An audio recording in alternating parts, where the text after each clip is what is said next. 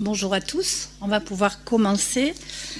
Donc je vais laisser Madame Rakoto Arissou faire l'appel et être secrétaire de séance. Yassine Ainaoui. Christelle Antolinos donne procuration à Monsieur Fardel. Kéti Aristide Dulac donne procuration à moi-même. Véronique Barakeono. Présente. Marc Benou. Présent. Martine Bonhomme. Présent. Gérard Campistron. Présent. Hubert Corbel. Présent. Emmanuel Delmas. Absente. Martine Despax. Présent. Yves Dulac. Présent. Béatrice Esclarmonde. Présent. Sandy Fardel. Présent. Romuald de Favreau. Présent. Jérôme Fouillois. Présent. Robert Grumdet. Absent. Nadine Uri donne procuration à Madame Maroubi. Alain Lafourcade. Absent. Gilles Lagardère. Présent. Cédric Lenevanen. Présent. Laurent Mallard. Présent. Hélène Maroubi. Présente. Claudine Père donne procuration à Madame Bonhomme. Olivier Philippon.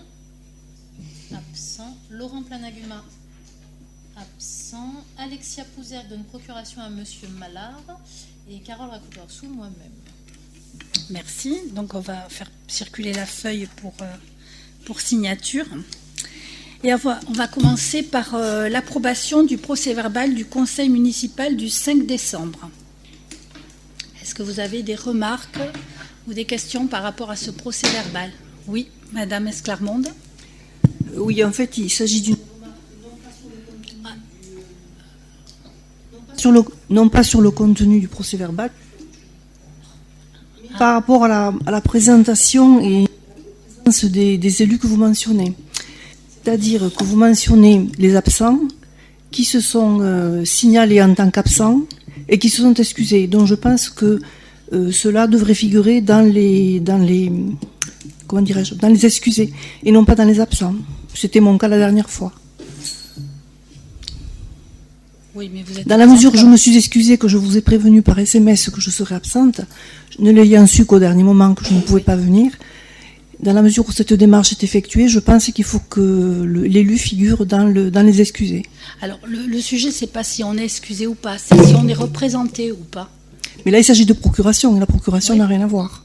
Mais oui, donc vous n'avez pas donné de procuration, Non. Vous êtes absente. Que vous soyez excusé ou pas, vous êtes absente. C'est bien. Je suis absente, mais excusée. Donc, moi, à mon avis, c'est une... Mais vous êtes quand même absente, vous ne pouvez pas voter. Et personne ne peut voter pour vous. C'est dans ce sens-là que c'est marqué absente. Après, c'est très bien de vous excuser. Mais voilà, après, c'est... Moi, il me semble que ça devrait figurer dans la rubrique abstention.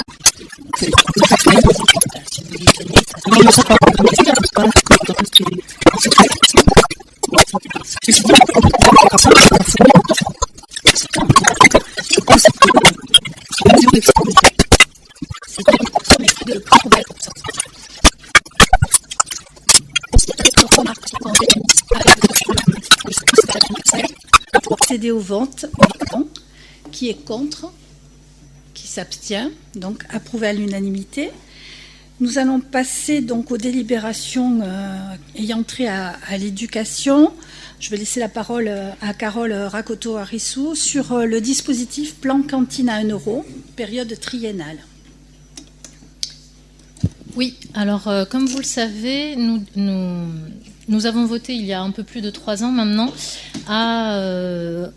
pour entrer dans le dispositif plan cantine à 1 euro pour permettre d'alléger le poids des dépenses d'alimentation aux familles les plus défavorisées. Nous l'avions voté notamment pour les familles ayant un quotient familial inférieur à 850 euros. Ici, nous vous proposons du coup de renouveler, comme on arrive à l'échéance de cette convention, à renouveler cette convention dans les mêmes conditions, c'est-à-dire pour une période de 3 ans, en fonction de la tarification actuelle. Est-ce que vous avez des questions? Non. Donc, nous allons procéder au vote. Qui est contre? Qui s'abstient?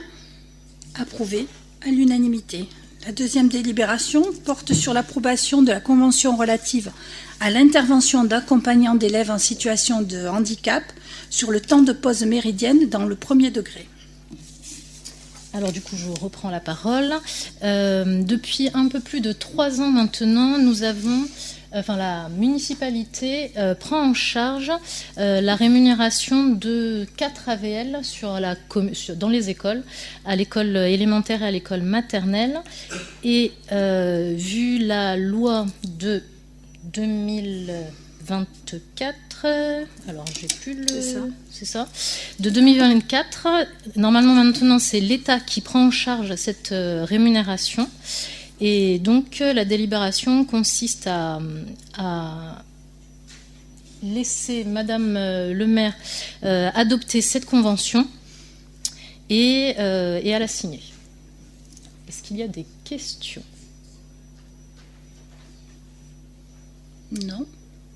Donc nous allons procéder au vote. Qui est contre ? Qui s'abstient ? Donc approuvé à l'unanimité. La délibération numéro 3, c'est la répartition intercommunale des charges de fonctionnement des écoles publiques pour l'année scolaire 2025-2026. Alors, en principe, comme vous le savez, les enfants sont scolarisés dans l'école de leur commune de résidence.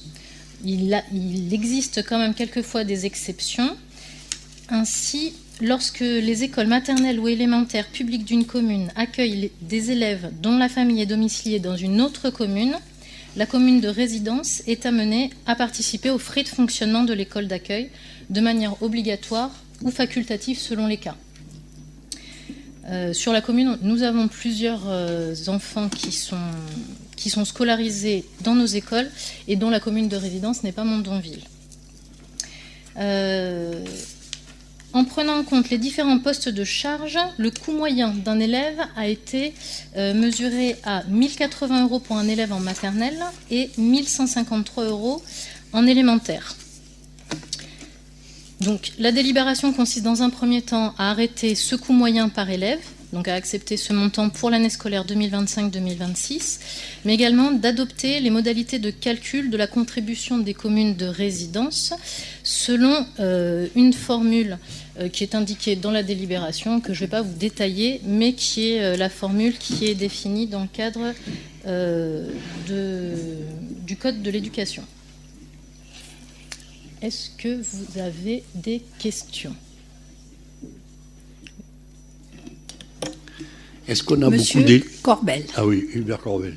Est-ce qu'on a beaucoup d'élèves qui sont dans ce cas-là aussi bien de gens d'extérieur de Mondonville que d'élèves qui vont en dehors de Mondonville ?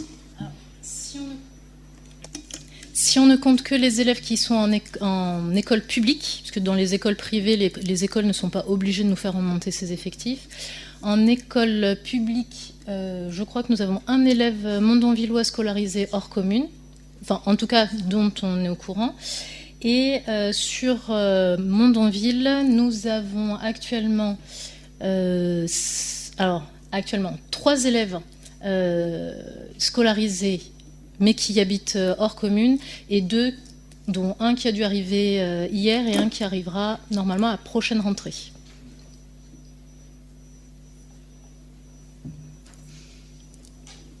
D'autres questions ? Monsieur Lagardère. Oui, Gilles Lagardère. Je voulais savoir si la convention qui existait avec la mairie de Cornebarieux à ce sujet existe toujours.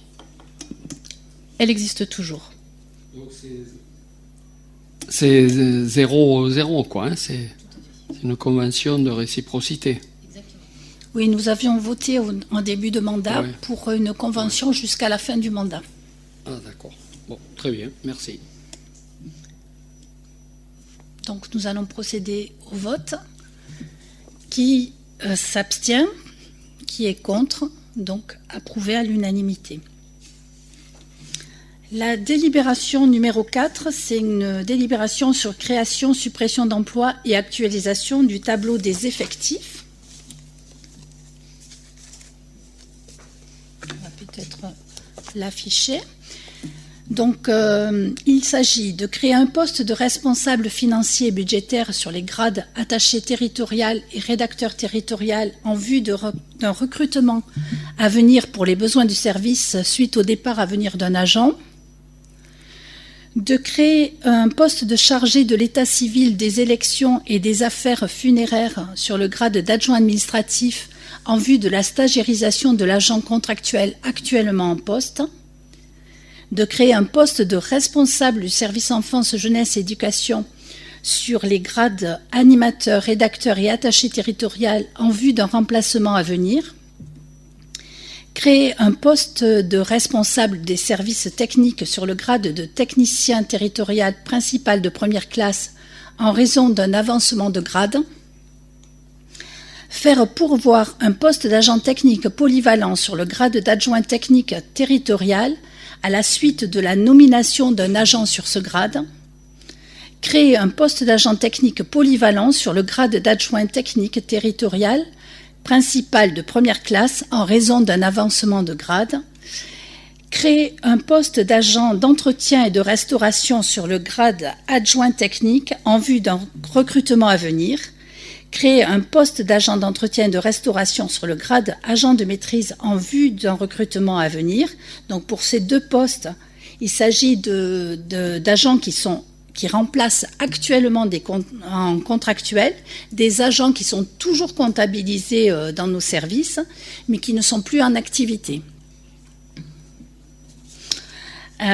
Supprimer un poste d'ATSEM sur le grade d'adjoint d'animation à la suite de la nomination sur le grade d'agent spécialisé des écoles maternelles principales de deuxième classe de l'agent occupant ce poste grâce à l'obtention d'un concours. Donc il s'agit de créer, supprimer ou pourvoir les emplois susmentionnés à compter de ce jour. Est-ce que vous avez des questions? Monsieur Corbel. Hubert Corbel. Je regarde sur 72 postes, si on peut remettre le tableau là, il n'y en a que 53 de pourvus, donc ça veut dire qu'on rajoute 9 postes, mais il y a 9 postes qui étaient non pourvus à ce jour. Comment on explique une telle différence? Parce que je vais ouvrir mon tableau là, parce que je ne vois pas sur le tableau, je suis désolée. 53 en bas, Attends. vous en avez 18 qui sont à pourvoir. Donc sur les 18, si j'ai bien calculé, il y en a 9 nouveaux postes, mais il y en a 9 qui sont non pourvus. Alors. Je trouve que l'écart est important pour des créations de postes, sachant que en bas, la dernière ligne. Ouais, je n'avais pas ouvert le document. Alors, c'est pas plus grand là. Alors, il faudrait presque les reprendre un par un. Alors, vous avez vu les effectifs pourvus, les effectifs vacants. Oui. Alors, il y a 72, 53 et 18. Alors, Moi, la question que je me pose, très simplement, c'est à partir du moment où ils sont restés vacants, quel est l'intérêt d'en créer supplémentaire? alors, parce que des fois, ce n'est pas forcément le même emploi, le même grade. Par exemple, pour le poste d'ATSEM, si on va toc toc, on est les ATSEM, elles sont où? Voilà, un filière technique. On a fermé un poste la dernière fois pour en créer un autre là actuellement. Je le vois pas sur le tableau. Filière technique tout en bas. Ouais.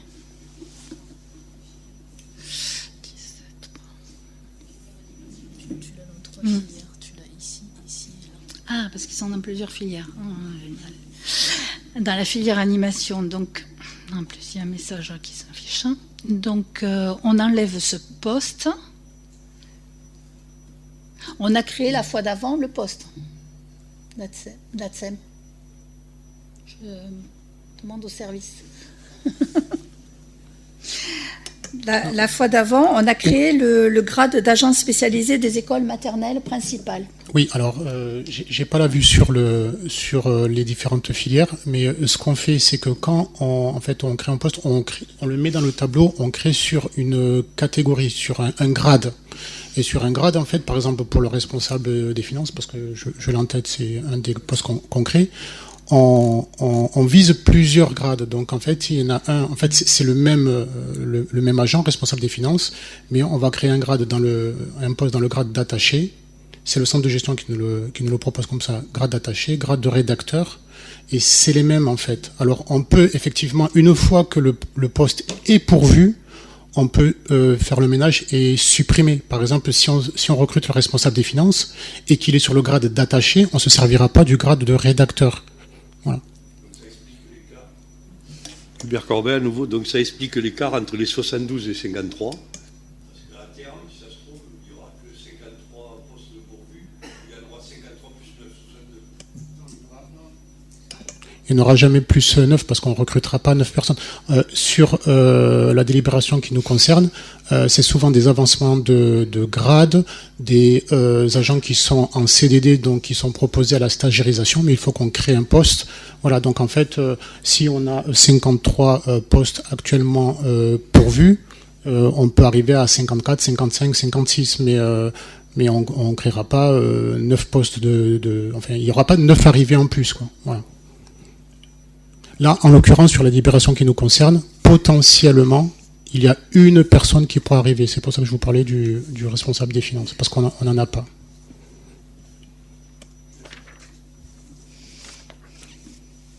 D'autres questions? Non? Donc on va procéder au vote. Qui s'abstient? Qui est contre? Donc approuvé à l'unanimité. Nous allons passer à la délibération numéro 5, qui est l'approbation d'une convention pour une mission de conseil en organisation pour le pôle conseil emploi et mobilité du CDG 31.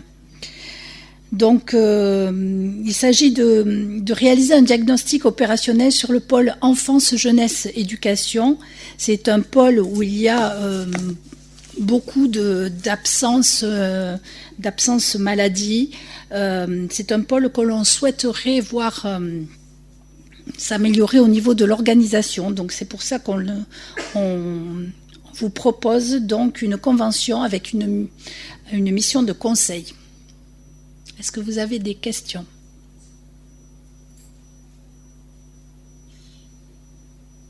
Non? Donc on va procéder au vote. Qui s'abstient? Qui est contre? Approuvé à l'unanimité. La délibération numéro 6, c'est l'approbation d'une convention de partenariat avec l'Institut toulousain d'ostéopathie. Il s'agit de pouvoir proposer aux agents de la commune et du CCAS de bénéficier de tarifs privilégiés pour des séances d'ostéopathie dans leurs 2 centres à Toulouse et à la Beige. Donc je vous propose d'adopter cette convention. Est-ce que vous avez des questions? Oui, Madame Esclarmonde.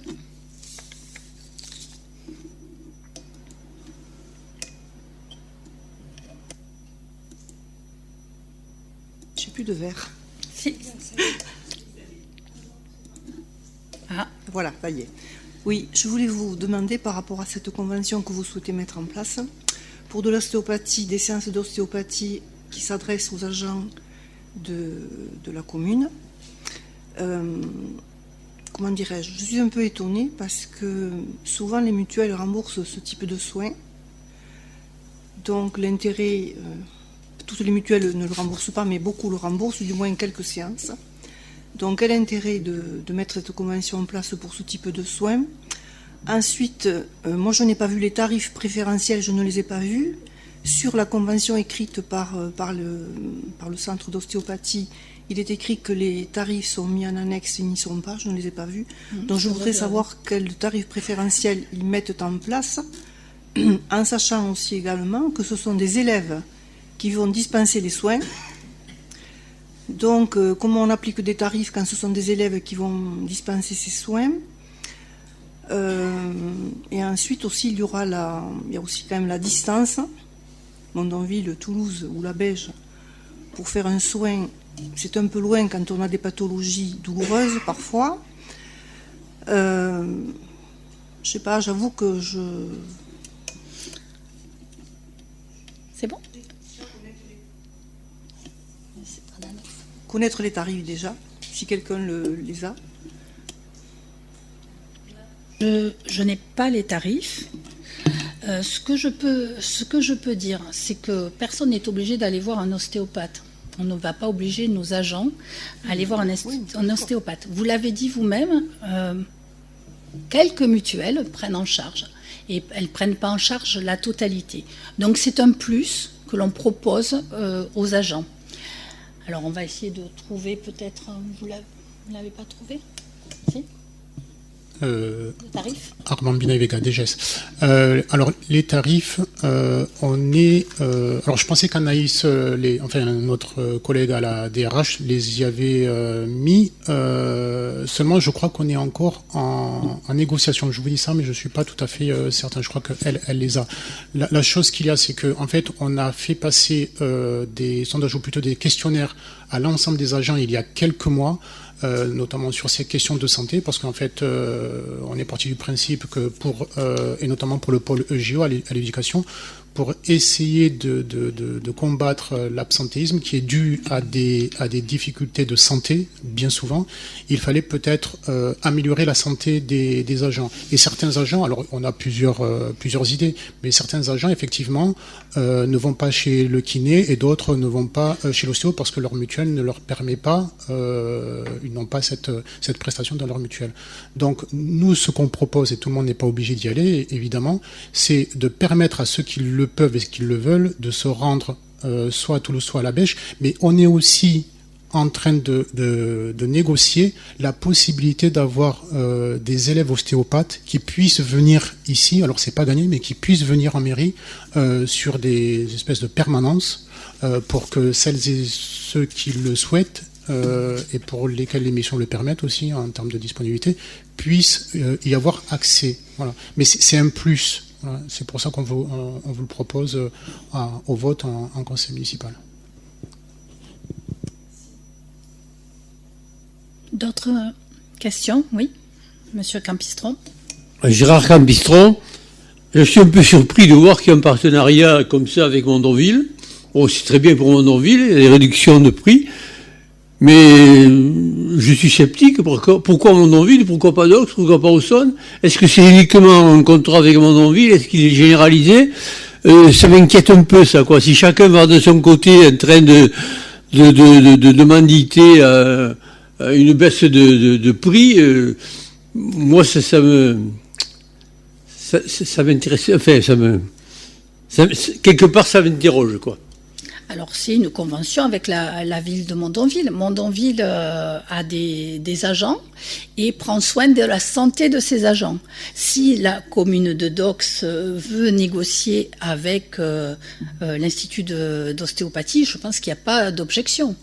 Voilà, ça c'est un choix politique en fait, hein, de prendre soin de ses agents. Madame Ono, si je peux me permettre, c'est le même principe qu'on a proposé il y a quelques mois aux agents pour un accès, enfin une convention avec 3 salles de sport aux alentours de Mondonville pour que les agents puissent s'inscrire et faire du sport pour améliorer aussi leur santé. Et dans quelques mois, alors ça c'est toujours la direction des ressources humaines qui s'en occupe, dans quelques mois on prépare aussi une journée, d'ailleurs on a commencé à communiquer un peu dans le bulletin en interne des agents, on est en train d'organiser une espèce de journée bien-être, d'ailleurs une journée bien-être tout court, voilà, pour que les agents puissent aussi avoir accès à autre chose que de la salle de sport, parce que finalement tout le monde ne va pas en salle de sport, même s'ils ont l'occasion d'avoir des réductions et des prix préférentiels à Corne-Barieux, je crois qu'il y a Blagnac et il y a Pirac. Voilà, donc c'est un peu le même principe hein, pour les séances d'ostéopathie.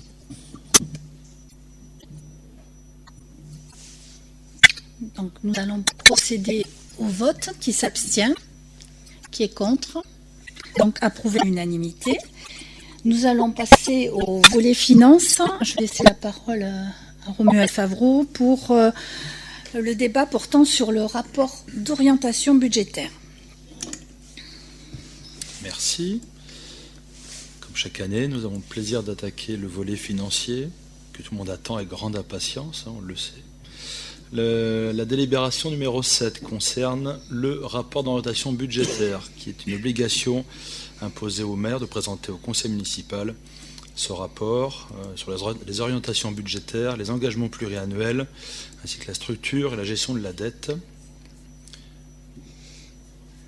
Marie, si vous voulez bien aller en page 13, s'il vous plaît, je vous passe, ou je vous laisse lire à tête reposée les 12 premières pages qui concernent le contexte macroéconomique.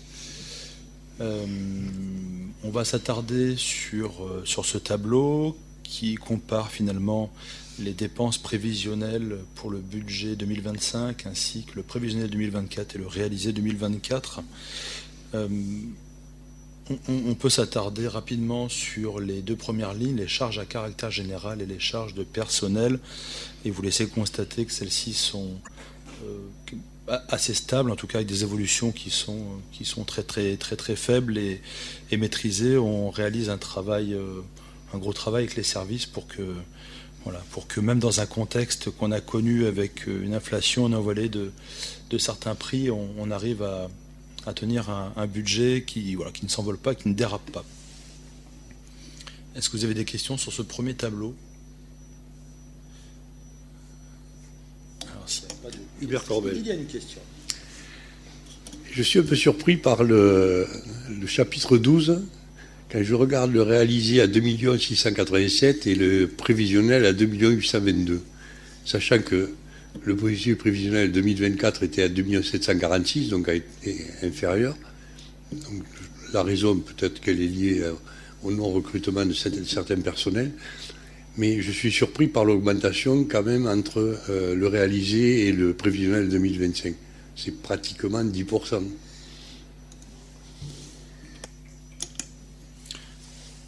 Ouais, au fait, le comparatif entre le réalisé et le prévisionnel, il y a toujours, surtout sur ce chapitre qui concerne les rémunérations des agents, certaines gardes qui sont prises pour pallier à des départs, à des arrêts maladie, à des choses qui ne sont pas forcément prévisibles. Le vrai delta à considérer, c'est le delta de 2,76%. C'est écrit dans le chapitre un peu plus bas, Marie, si vous voulez descendre un tout petit peu. Ouais, voilà. 2,76% entre le budget 2024 et le budget 2025. Ça, c'est le vrai delta qui s'inscrit au budget. Ensuite, on espère, comme en 2024, qu'on n'utilisera pas tout le budget et qu'on tombera quelques dizaines de milliers d'euros en dessous le budget. Mais on est obligé de prendre quelques précautions pour ne pas se retrouver à court de deniers sur ce chapitre-là, comme sur d'autres d'ailleurs, mais ce chapitre-là, ça serait dommage. Alors on peut toujours, parce qu'on a eu ces discussions aussi en interne, on pourrait toujours tailler le BP 2025, coller serré au réalisé 2024 par exemple à 2% près, mais s'il y avait des événements sur lesquels on n'a pas forcément le contrôle, on serait obligé de passer par une décision modificative en cours d'année, ce qui n'est pas très agréable, surtout si on doit le faire à la va-vite et qu'on soit obligé de provoquer un conseil municipal exprès pour ça. Voilà pourquoi on a des écarts qui peuvent paraître importants, mais le vrai écart, c'est bien 2,76% finalement d'évolution entre un budget 2024 et le budget 2025. Et on voit aussi que la cotisation de la retraite, de la CNRACL, qui augmente de 3 points, enfin vous avez dû l'entendre si vous avez suivi un peu les actualités, qui prendra 3 points aussi l'année prochaine et 3 points l'année d'après. Puis aussi on a des agents qui sont là depuis longtemps, qui avancent dans les échelons et dans les grades. Voilà, on a tenu compte aussi de ça. Mais c'est vrai qu'il faut toujours garder la part, on peut avoir des agents malades et être obligé de les remplacer, des congés maternité, voilà, la vie d'une collectivité. D'autres questions par rapport aux dépenses de fonctionnement? S'il n'y a plus de questions, on peut aller en page 14, faire le même travail du côté des recettes. Voilà, donc nous avons des recettes qui sont pour l'instant assez stables. On en a déjà parlé l'année dernière, la forte livraison de programmes immobiliers qui s'est faite entre 2023 et 2024. On sait qu'il y a une franchise de taxes foncières sur ces livraisons-là, donc la vraie hausse de fiscalité locale ne sera constatée qu'à partir de 2026, n'est pas encore constatable. Donc aujourd'hui, on a des recettes qui sont peu ou prou à l'identique. Et s'il n'y a pas de questions, on peut passer en page 16, s'il vous plaît Marie, merci. Voilà, ce qui est intéressant, c'est qu'on maintient toujours un programme d'investissement que vous commencez à connaître, hein, qui est toujours aussi ambitieux à la hauteur de ce qu'on porte pour Mondonville. Voilà, donc la plupart des sujets qu'on voit là sont en cours, à part le projet, alors en cours de gestation, pas forcément en cours de construction. La plaine, bon, local PM, lui est déjà terminé. Le tiers-lieu est en cours, tout le monde l'a vu. La plaine des sports est quasi terminée. Le projet Boulodrome, lui, est en cours d'études et pas encore sorti de terre. Et ensuite, le centre Action Jeunesse, lui, est en cours d'études également. Et c'est un projet pour 2025-2026. Donc ça fait un joli programme d'investissement sur le mandat, puisqu'on est à quasiment 5 millions d'euros. Et s'il n'y a toujours pas de questions, ensuite, page 17, donc c'est la structuration de la dette. Alors ce qu'on ne voit pas là, parce que ce n'est pas un élément, bon, le rapport d'orientation budgétaire est quelque chose de très normé, donc on y met les choses qu'il faut y mettre. Donc là, on y voit les emprunts en cours. Ce qui est intéressant de constater, c'est qu'on a aujourd'hui une capacité de désendettement, ça c'est le plus important, qui est faible, qui est plutôt bonne. On est à moins de 4 ans, un peu plus de 3 ans de capacité de désendettement. Donc voilà. Donc la situation de la commune, du point de vue de la structuration de la dette, est très saine. Voilà, je pense que j'ai rien oublié. S'il n'y a pas de questions. Peut-être écouter les questions, les interrogations, les remarques. Non. Bon, alors on va procéder. Non, il n'y a pas de vote. À chaque fois, je veux savoir. Pardon ? On prend acte donc que nous avons débattu. Je serai voir aussi. Pourtant, non, oui. La délibération numéro 8, c'est l'adoption du compte de gestion 2024. Comme chaque année, le compte de gestion, c'est la traduction des mouvements financiers, traduction de la comptabilité de la mairie par les mouvements financiers. C'est ce que nous renvoie la trésorerie. Voilà, donc sa consolidation des comptes de l'exercice 2024. Alors je ne sais pas si vous voyez bien à l'écran. Bon, mettez vos lunettes. Mettez vos lunettes. Ce qui fait ressortir en dernière ligne résultat d'exercice. Donc en section d'investissement, on voit un léger excédent de 40 000 euros. En section de fonctionnement, un léger déficit de 147 000 euros. Et donc un solde cumulé des sections, donc un déficit de 106 423,92 € sur l'ensemble de l'exercice entre sections. Alors, bon, déjà, avant que la question n'arrive sur le point du déficit, c'est effectivement un déficit, mais qui n'est pas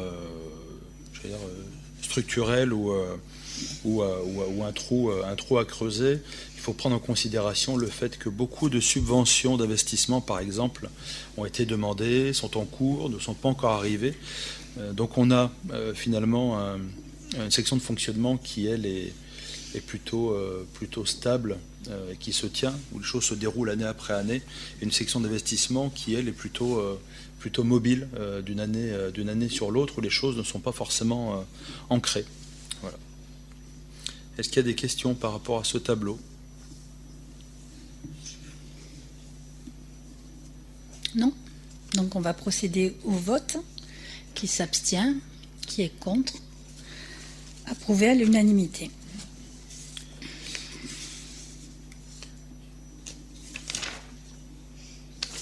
Je sais, je suis perdue. Je suis comme un Bayrou, là, je suis perdue dans mes notes. C'est la délibération numéro 9 qui est l'adoption du compte administratif. Exactement. Donc, nous allons voir l'annexe 8. Je vous propose d'aller, Marie, en page 10 directement, s'il vous plaît.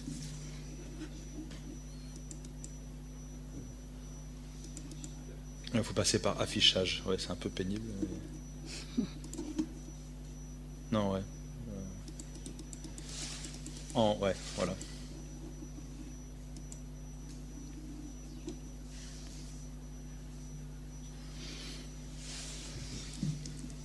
Un petit zoom si on y arrive, pour histoire de...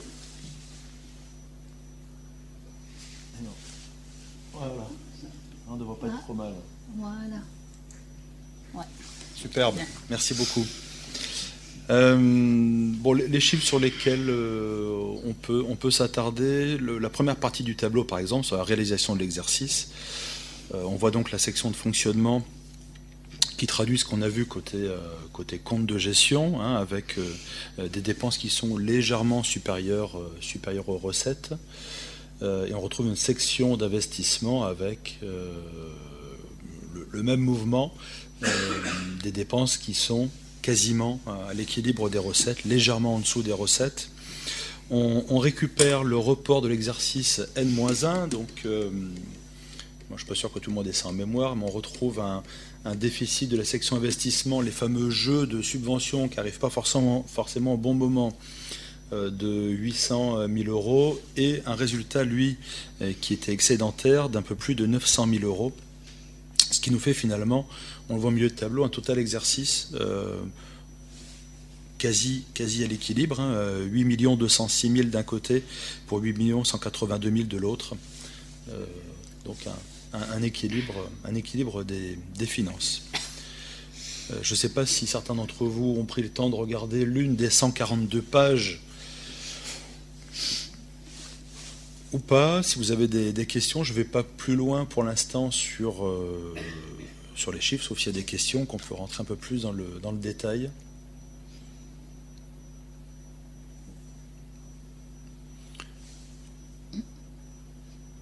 Tu vas procéder au vote, je vais partir. Exactement, on vous laisse partir.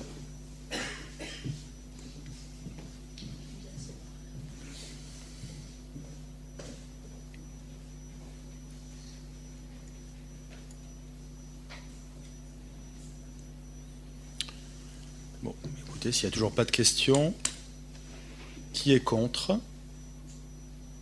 Qui s'abstient? Nous avons donc l'unanimité. Ah. Et un jeune voyageur au fond de la salle de conseil. Sandy, si tu peux aller chercher Madame le maire, puisqu'on a voté, on peut la faire revenir. Voilà. Martine.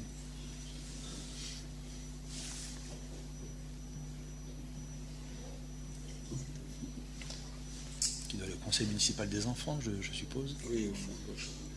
Il n'est pas en avance.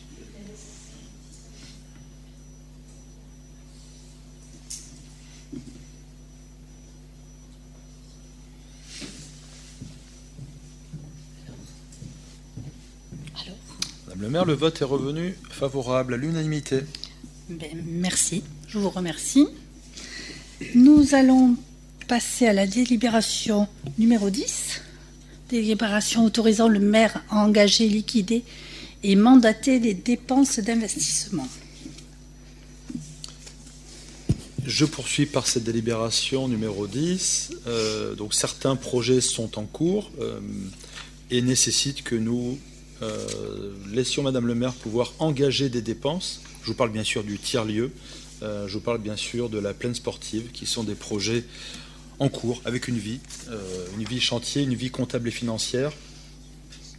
Il y a donc 2 300 000 euros quasiment de crédits concernés. Et sur ces 2 300 000, la délibération numéro 10 veuille que nous autorisons Madame le maire à engager 552 126,39 euros avant que le budget ne soit voté. Est-ce que vous avez des questions? Je vous propose donc de passer au vote. Qui s'abstient? Qui est contre? Donc approuvé à l'unanimité. La délibération numéro 11, c'est l'approbation du plan de financement pour le projet Boulodrome. À l'accoutumée, nos services vont se donner pour qu'on puisse, comme tous les projets d'investissement, obtenir un maximum de subventions. Comme vous le voyez sur ce tableau-là, nous avons un jeu de subventions qui, s'il aboutit favorablement, laissera un financement commun à hauteur de 20%, avec une participation de l'État, DETR, pour 289 000 euros, une participation région à hauteur de 20 000 euros, une participation départementale à hauteur de 181 000 euros, une participation de l'ANS à hauteur de 88 000 euros, pour un total donc de 724 000 euros. Nous vous demandons donc d'autoriser Madame le maire à valider et à partir en quête de ces belles subventions. Des questions? Non? Alors, nous allons procéder au vote. Qui s'abstient? Qui est contre? Approuvé à l'unanimité. La délibération numéro 12, c'est la validation du choix des entreprises pour le marché Espace Vert. Nous avons publié donc le 5 décembre 2024 et ce pour une durée de 1 mois. Donc il s'agit de 3 lots, entretien des espaces verts et végétaux, qui a été attribué à l'entreprise COSAT pour un montant forfaitaire de 63 517,97 €. L'entretien des arbres et des arbustes attribué à l'entreprise SERP pour un montant prévisionnel de 3 247,20 €. Pour le lot 3, qui est l'entretien des fossés, d'attribuer ce lot à l'entreprise de travaux agricoles pour un montant forfaitaire de 7 600 € hors taxe. Donc je vous demande de valider le choix de ces entreprises retenues par la commission d'appel d'offres et de m'autoriser à signer les marchés à intervenir. Est-ce que vous avez des questions? Oui. Hubert Corbel, juste une question très simple. COSAT, ça doit être une entreprise de doc. CRP, elle est de quel endroit? Et entreprise de travaux agricoles, c'est une entreprise de travaux agricoles, ça veut dire, pour moi, il y en a plusieurs qui s'appellent avec cette dénomination. Est-ce qu'on a les infos là? De mémoire, je ne sais pas. COSAT, oui, c'est DOX. SERP Saint-Alban et l'entreprise des travaux agricoles.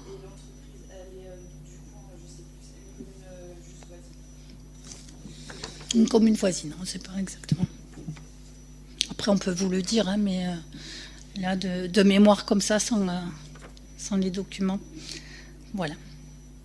Alors, il faut savoir, hein, pour information, c'est quand même assez intéressant à retenir, nous passons en gestion différenciée pour différents espaces verts, et donc c'est ce qui fait aussi baisser l'enveloppe globale par rapport au précédent marché. Donc nous allons procéder au vote. Qui s'abstient? Qui est contre? Approuvé à l'unanimité. Donc la délibération numéro 13, c'est la délibération complémentaire portant sur le projet d'ombrière solaire photovoltaïque pour le futur boulodrome couvert, approbation de la constitution d'un bail amphithéotique. Nous avons déjà délibéré pour ce projet, mais nous avions oublié de demander l'avis des domaines par rapport au bail amphithéotique. Donc, ceci est fait. Et donc, voilà. C'est juste pour mettre la délibération au bon format. Est-ce que vous avez des questions? Non. Donc, nous allons procéder au vote. Qui s'abstient? Qui est contre? Approuvé à l'unanimité.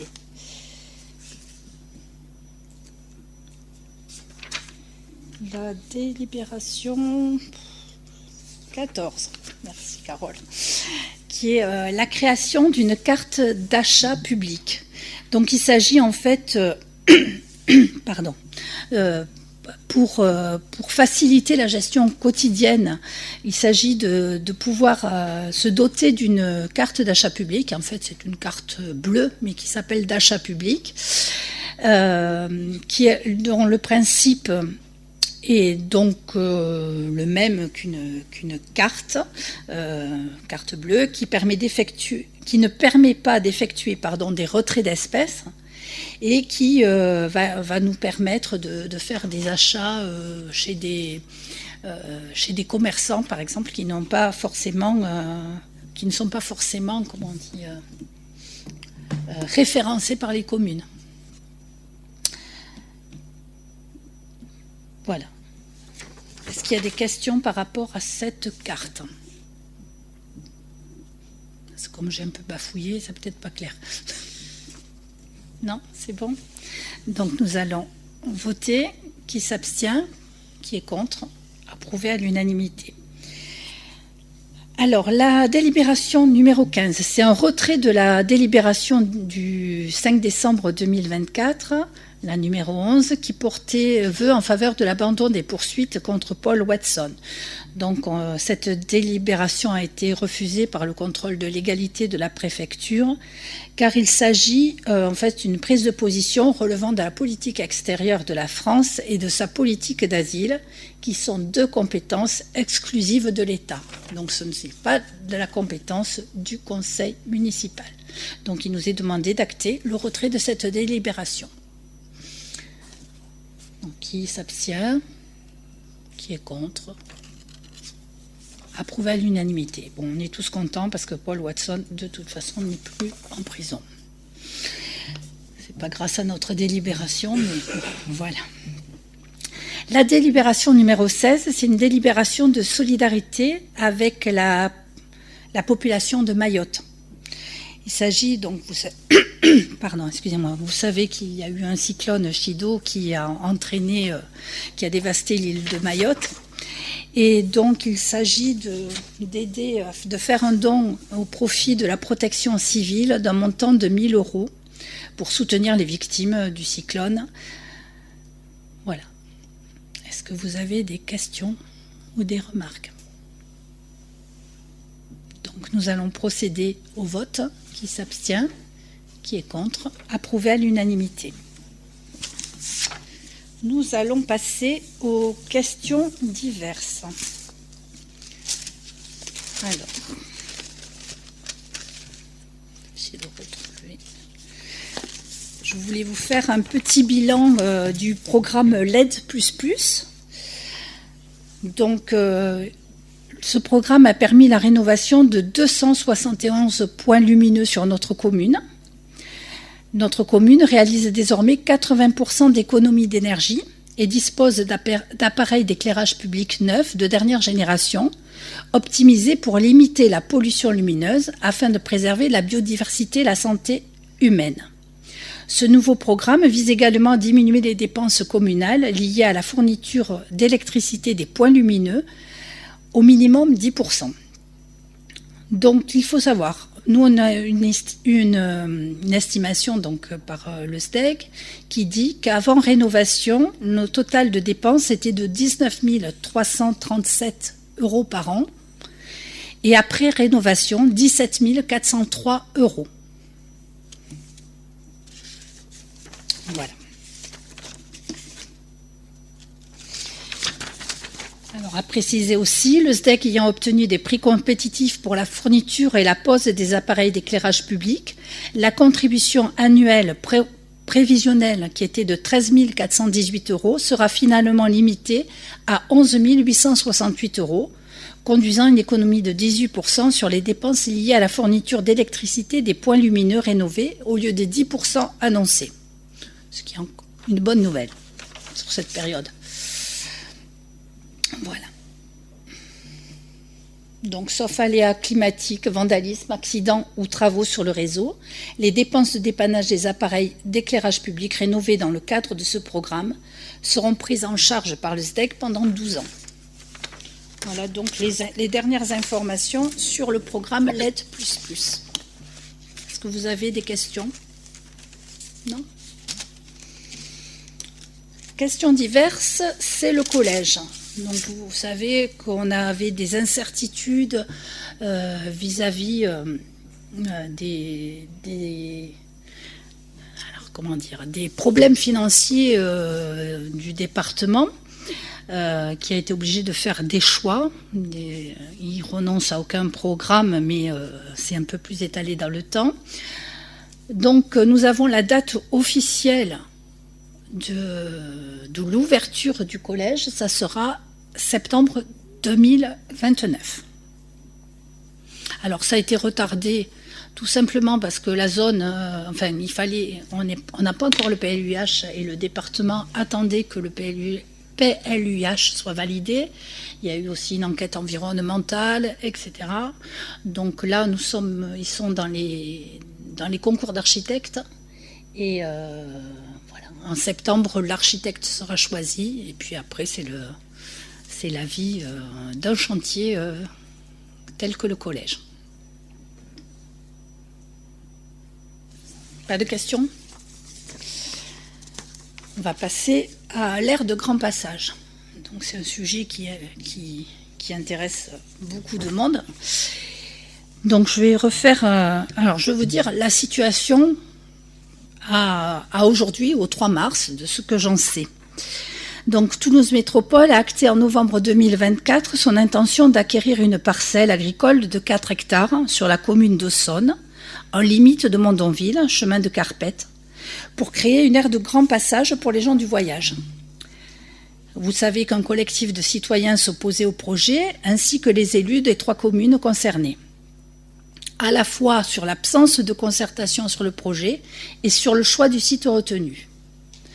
Cette aire de grand passage, qui serait la 2e de la métropole, pourrait accueillir chaque année 200 voyageurs en itinérance entre les mois de mai et septembre. Le 7 janvier 2025, une délégation de ce collectif a rencontré en présence des 3 maires le président de Toulouse Métropole, Jean-Luc Moudinque, et le préfet de la Haute-Garonne, Pierre-André Durand. Ce jour-là, le préfet et le président avaient indiqué vouloir régler ce problème avant l'été 2025 et rappelé qu'en cas d'enlisement sur ce dossier, le dernier mot reviendrait à l'État.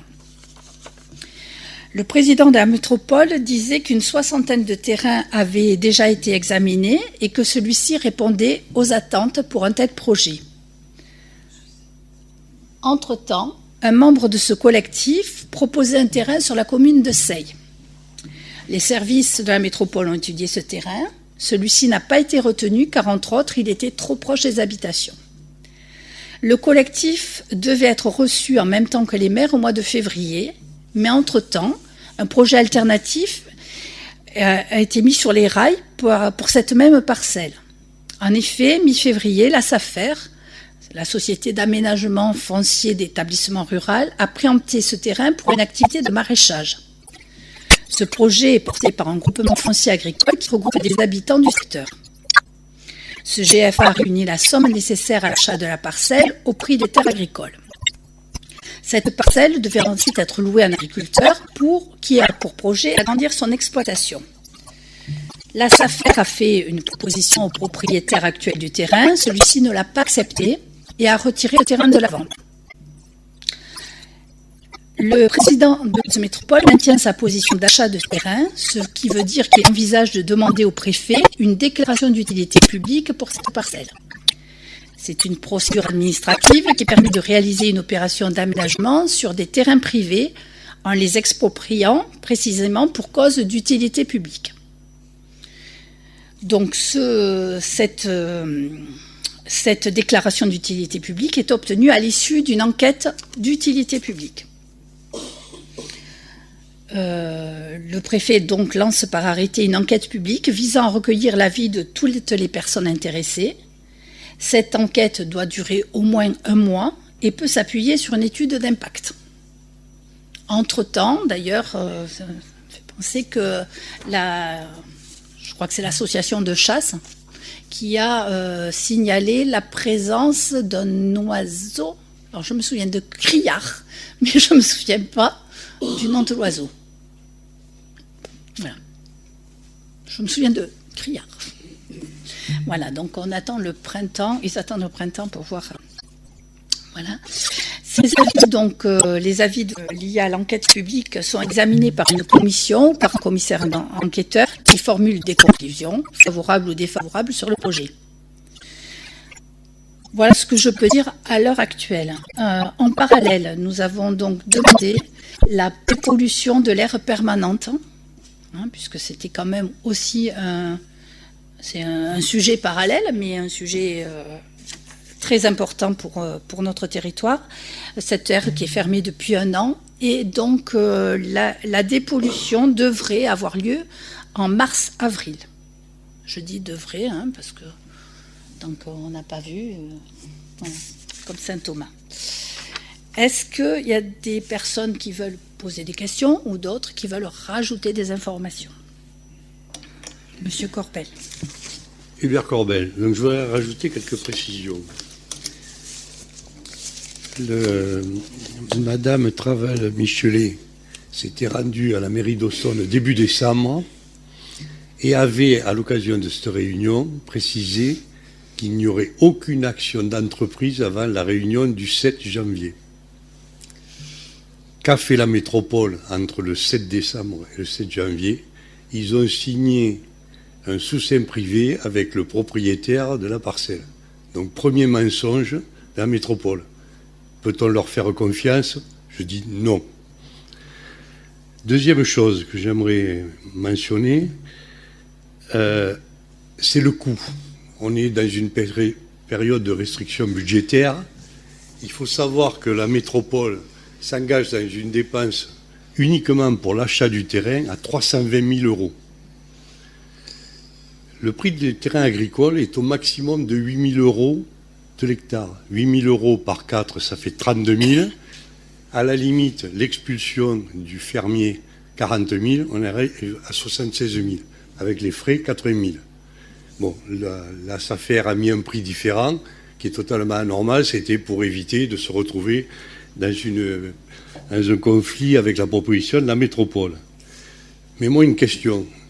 On met 240 000 euros par la fenêtre pour une aire de grand passage. On peut admettre ça? Non. Pourquoi? Parce que pour moi, on est en train d'utiliser des terrains agricoles.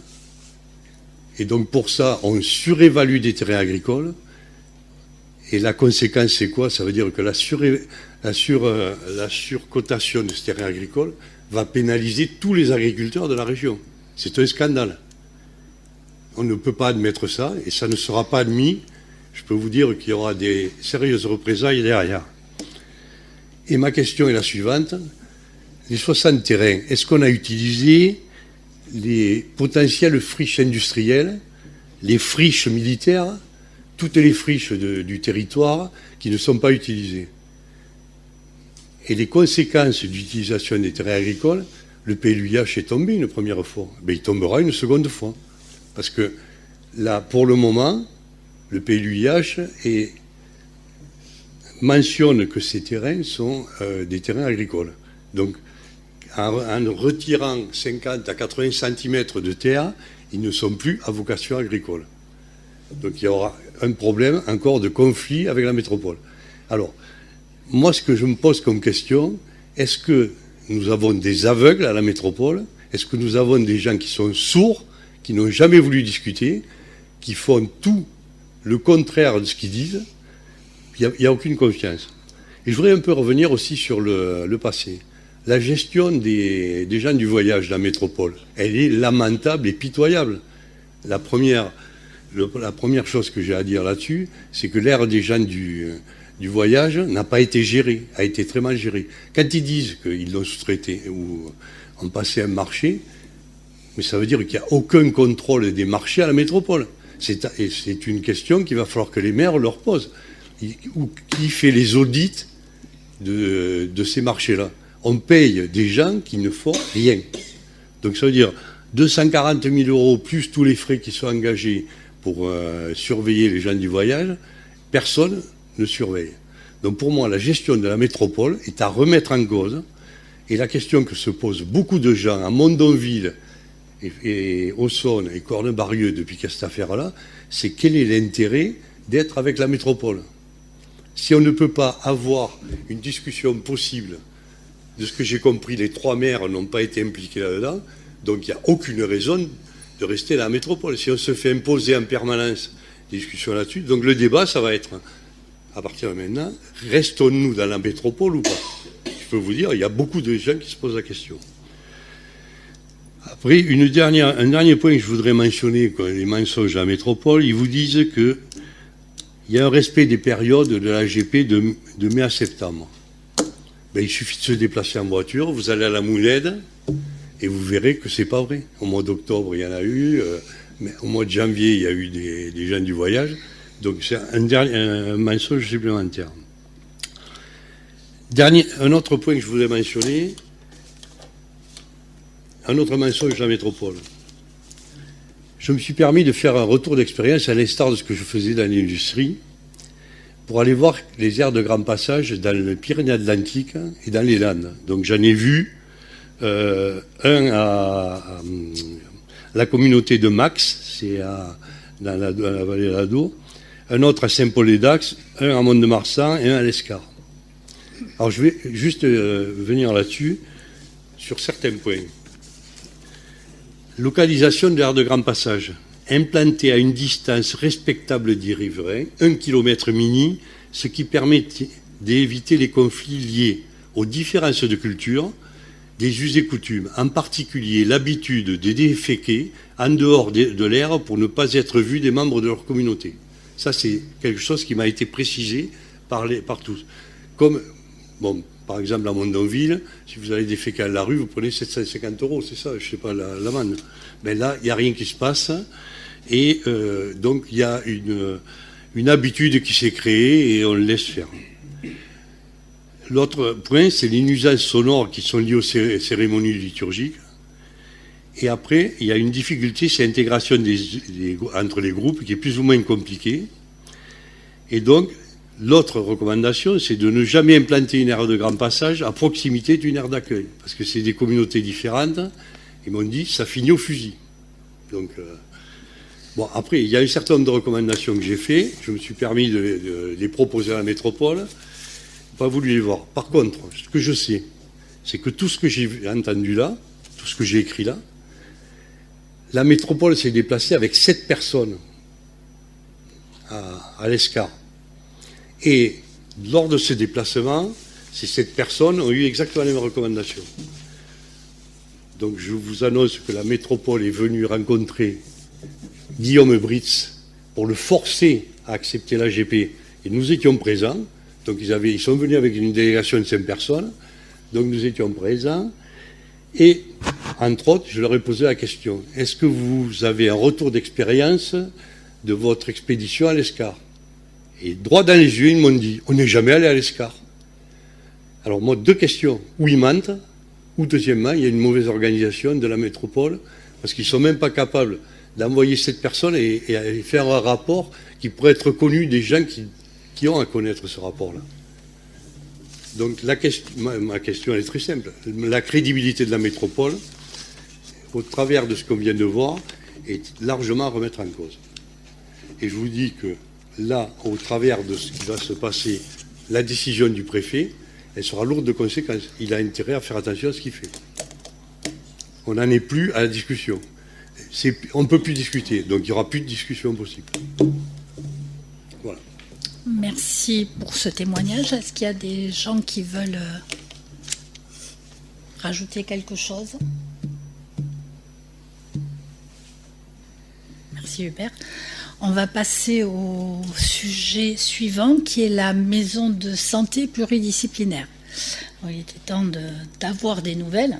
Alors, c'est pareil, j'ai fait un petit retour en arrière. Donc, dès le début du mandat, nous avons été contactés par les médecins de Mondonville car elles souhaitaient obtenir un terrain pour construire un équipement pour leur activité. Elles avaient repéré un terrain communal à l'arrière du centre commercial et souhaitaient que la commune leur donne ce terrain.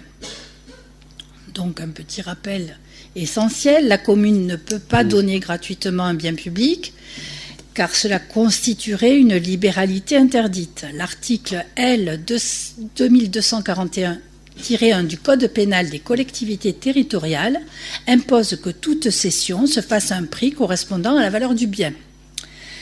Jugeant qu'il s'agissait d'un projet d'intérêt général et sous la menace des médecins de quitter la commune, le conseil municipal a accepté de vendre ce terrain aux médecins à un prix inférieur à l'estimation des domaines. Vous vous en souvenez, 68 000 € pour une estimation de 215 000 €. Du côté communal, nous avons investi du temps et des ressources pour le rendre constructible, faisant modifier le PLU uniquement dans l'optique de ce projet. Nous avons signé un compromis de vente le 21 décembre 2023 avec une durée jusqu'au 29 janvier 2025. Une des conditions était pour les acquéreurs d'avoir qu'une servitude de passage permettant l'accès à la parcelle soit conclue au plus tard le jour de la signature. Les médecins ont tardé à entrer en contact avec l'association des commerçants de Carrefour. Le 17 janvier 2025, le notaire des médecins me demandait d'accepter une prorogation du compromis de vente jusqu'au 8 septembre. M'étonnant de cette demande, j'ai demandé des explications. Le 28 janvier, on m'a répondu la mise en place d'une servitude avec ces deux importantes entités requiert des décisions qui ne peuvent être prises aussi vite que l'on espère. Approbation en assemblée générale, refonte des statuts de l'Union, des syndicats pour intégrer les acquéreurs, prise de décision par les instances de Carrefour et approbation en comité. J'ai appris que la première réunion avec le syndic a eu lieu le 4 décembre 2024, soit quasiment un an après la promesse de vente. Une autre était prévue le 11 février. Aucun accord n'a été possible pour des raisons uniquement financières. Concernant la prorogation, j'ai refusé de céder à la pression et demandé que nous repartions sur une nouvelle promesse de vente, puisqu'on n'est plus du tout dans le même schéma. Il était prévu de re-signer une promesse de vente le 14 février avec un délai au 8 septembre. Le 12 février, les médecins m'informaient que, faute d'accord avec l'ASL, elles ne souhaitaient pas s'engager davantage. Le 14 février, je recevais une demande pour une servitude de passage à l'arrière de la parcelle, soit créer une route sur le chemin piétonnier des Hauts du Moulin. Tout est bien que cette demande a été refusée pour des raisons évidentes. D'abord de respect des règles d'urbanisme, de la tranquillité des riverains et de la suppression d'un piétonnier qui est inacceptable.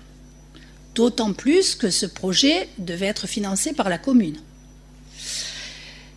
Ce qui a déclenché des mails que je pourrais porter à votre connaissance si vous le souhaitez. Mais j'en ai tiré un extrait. Nous sommes en train de prévenir progressivement les 5000 patients qui nous ont choisis comme médecins traitants et qui nous soutiennent, du fait que nous allons devoir partir ailleurs, dans une autre commune. Nous n'avons plus le choix et nous allons leur expliquer pourquoi. Voilà où nous en sommes aujourd'hui. Donc, je vois des yeux. Je pense qu'il est important que l'on échange sur ce sujet, hein, parce que bon, là, moi, j'ai fermé bien sûr la porte sur une servitude de passage à l'arrière qui n'a aucun sens, et voilà, il reste encore des discussions à avoir avec l'ASL. Je pense que voilà, il faut savoir que les médecins ont changé de notaire entre-temps, au mois de novembre. Elles ont pris un avocat pour négocier avec l'ASL. Voilà. Pour rajouter quelques éléments chiffrés là-dessus, les médecins ont pris une super avocate pour aller s'exprimer en leur nom auprès de leurs voisins ASL. Elles ont proposé une charge annuelle de 500 € non la servitude que l'ASL a trouvé non appropriée. Même pour les questions diverses ? Même pour les questions diverses, excusez-moi. Donc je disais que les médecins, avec l'aide d'une super avocate toulousaine, qui doivent payer aussi un bras et un rein, je pense, sont arrivés gros bras en essayant de négocier une charge annuelle de 500 € au nom de la servitude. Ce à quoi la SL a répondu que voilà, le juste prix, au vu de la vie de la copro qu'ils connaissent, etc., et des charges, c'était plutôt quelque chose de l'ordre de 2000 € par an. Donc, voilà dans quoi on est. Voilà. Donc, elles nous ont écrit à maintes reprises qu'elles étaient dans une situation extrêmement difficile, dans une impasse de laquelle elles ne peuvent sortir, une impasse à 1500 € par an. Voilà. Moi, ça me laisse pensif, pour rester courtois. Est-ce que vous avez... Oui, Cédric Lenevanen. Oui, je pense que depuis le temps que ça dure, cette histoire, et qu'on se dit qu'ils sont quand même borderline, et maintenant s'ils commencent à sortir la communication publique sur un tel sujet, non seulement mon avis c'est qu'en aucun cas il faut céder, mais pourquoi pas contre-communiquer, parce qu'à un moment donné, il faut aussi assumer les positions qu'on prend, quoi. Ça me semble pas acceptable qu'ils mettent le service public, si on peut appeler ça un service public de santé, dans un dossier qui est purement privé, qui est leur dossier personnel, là, et nous prennent en otage, et donc tous les Mondonvillois avec. Je vois pas en quoi ils pourraient obtenir quoi que ce soit d'une telle démarche, quoi. Mon avis. Voilà. Alors, quand tu parles de communication, le conseil, c'est aussi une instance de communication. Hein. Certes, mais je ne suis pas certain que la portée de nos communications ici soit de niveau à mettre une quelconque pression. Mon avis. Ah non, et en plus, je pense que nous, on n'a aucune pression à mettre. On a fait un effort considérable sur le prix, parce qu'on trouvait que c'était un intérêt général de garder les médecins. Ça, on en avait bien discuté. Après, là, ça ne nous regarde même pas. C'est une entente qui n'arrive pas à avoir avec le syndic de copropriété. Voilà. Donc... Ce que je veux dire, c'est qu'à partir du moment où ils commencent à communiquer en mettant sur les autres, dont nous, la faute du fait qu'ils vont devoir partir de Mondonville, là, on dépasse largement le cadre d'une communication privée et d'un problème privé. Là, on commence à mettre sur la place publique des responsabilités qui ne sont pas au bon niveau. C'est pas nous les responsables, et tu l'as bien rappelé, de cette situation. Et moi, je pense que c'est eux les responsables, quoi qu'ils en disent. Et ça, à un moment donné, je dis pas qu'il va falloir s'en défendre, mais il va falloir qu'ils prennent leur part. Et je suis d'accord avec toi que tout a été fait pour que ça arrive, et nous, notre souhait à tous, je crois que ça n'a pas été démenti, c'était d'avoir un maintien de ce service public. Oui. Voilà, on s'est engagé dans cette démarche, ils ne jouent pas le jeu, là, manifestement. Alors, c'est pas un service public, ça, parce qu'elles utilisent beaucoup ce mot-là. Service public, c'est pas ça, c'est l'hôpital, mais là, bon, c'est des services de soins, et on est tous d'accord pour qu'on a besoin des médecins, et c'est important qu'elles restent sur la commune. Mais elles emploient souvent ce terme de service public. Non, c'est de l'intérêt général d'avoir des soins, mais c'est pas un service public. Voilà. Ceci dit, à l'occasion, je relirai leur code de déontologie. Je pense que dedans, il y a un engagement public. Alors, service public, je ne sais pas. Qu'est-ce qu'il y a derrière ? Je ne sais pas. Non. Mais d'autres remarques, Très bien. Sur ce, on va pouvoir se souhaiter une bonne soirée.